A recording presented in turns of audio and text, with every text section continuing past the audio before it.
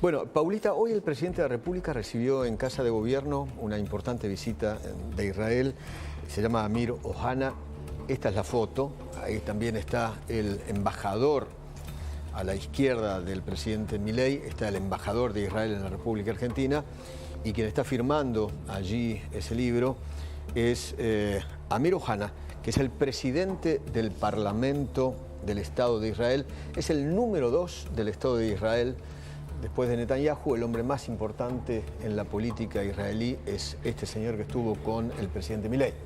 ¿Y que estuvo con quién más hoy, Edu? Bueno, no solo estuvo con el presidente Javier Milei, sí, el señor. Exactamente. Pudimos entrevistarlo. Hoy charlamos justamente con él. Le agradecemos muchísimo que haya elegido esta casa, la Nación Más, para contar lo que nos contó, de esta manera. Amir, bienvenido. Bienvenido a la Argentina. Buenas noches, Eduardo. It's very good to be here in Argentina. It's very good to be with a friend of Israel. ¿Qué lo trae por la Argentina? ¿Por qué esta visita? I have brought with me a delegation of members of Knesset from the coalition and from the opposition, as well as two fathers of the victims of October 7th. And we came to say thank you. Argentina has shown since the beginning of this war a very staunch, very moral, clear, decisive stand towards Israel. And we are here to say thank you, Argentina. Gracias, Argentina. ¿Cómo fue ese 7 de octubre? ¿Ese fue el segundo holocausto que vivió Israel? October 7th is the deadliest day for the Jewish people since the Holocaust.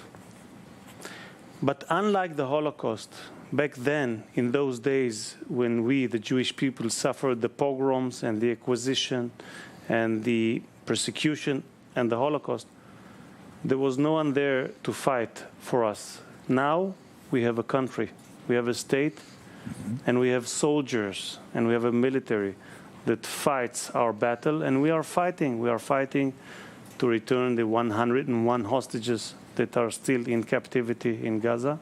We are fighting to return the tens of thousands of displaced civilians that are still out of their homes, and we are fighting for peace. ¿Cómo fue la reunión con el presidente Milei? Indeed, we just came back from this meeting. President Milei is a very courageous leader.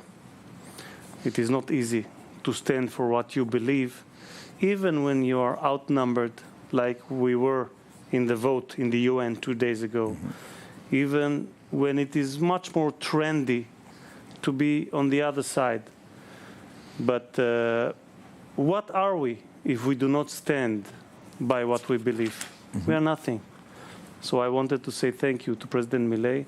He fully agrees with me that this is not a local war, but a clash of civilizations.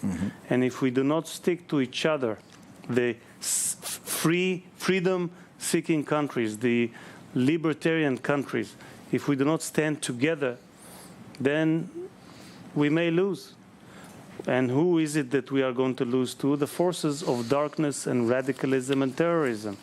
This is who we are facing, the Ayatollah regime of Iran, which funds all the terror organizations in our region.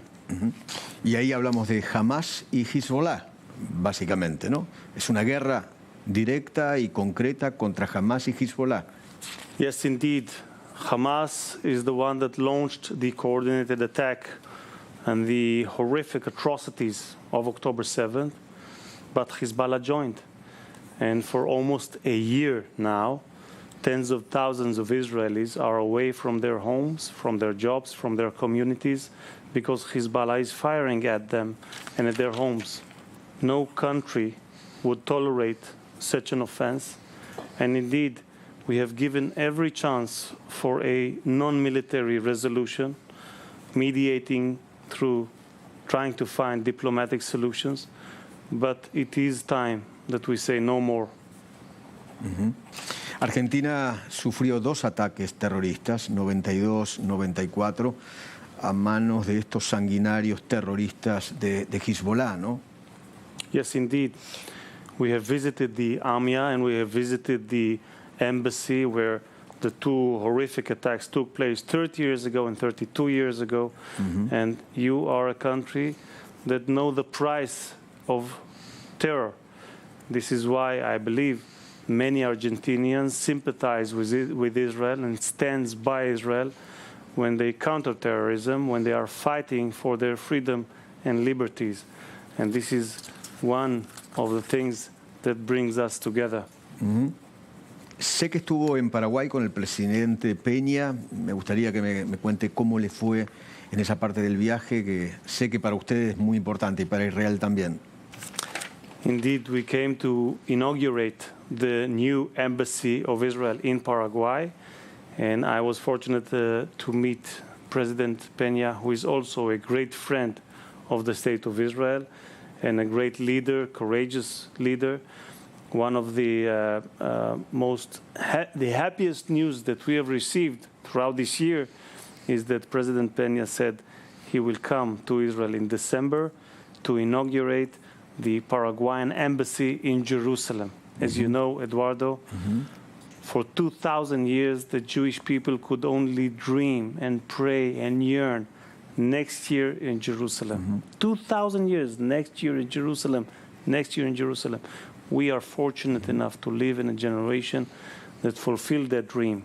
We came back to Jerusalem, this time never to leave it again, and we are looking forward to other countries that would join and bring their embassies to Jerusalem. Argentina is definitely one of the most important countries that would do so. Quisiera preguntarle si usted siente que el antisemitismo ha crecido mucho en el mundo después del 7 de octubre. Absolutely. Unfortunately, the numbers show an increase of hundreds of percent in anti-Semitic incidents. We have seen an explosion of anti-Semitism throughout the world following October 7th. But I am saying it with please that in Argentina, the Jewish community are very safe, and they feel that they can walk with their kippas and their Jewish identification undisruptedly, and this is something we hold for the Argentinian people and for the Argentinian officials and the law enforcement, that Jews can be safe here in Argentina. And we are thankful for that too. Amir, por último, me gustaría una opinión suya acerca de lo ocurrido en estas últimas horas, lo que se dio en llamar la Operación Viper. Eduardo, as I said, we are fully determined to restore security to our civilians. I do not know how and who did this operation, but I can tell you that we will do every action needed to restore security. Today, just hours before this meeting, Ibrahim Akil, an arch-terrorist, one of the highest arch-terrorists of Hezbollah, is no longer with us. The world now is safer and better. This is a mass murderer that was lost today. And we shall continue to do everything we need to restore security to our civilians. Amir, muchísimas gracias. Un gusto muy grande y la amistad de siempre. Gracias, Eduardo. Gracias, Argentina. Gracias.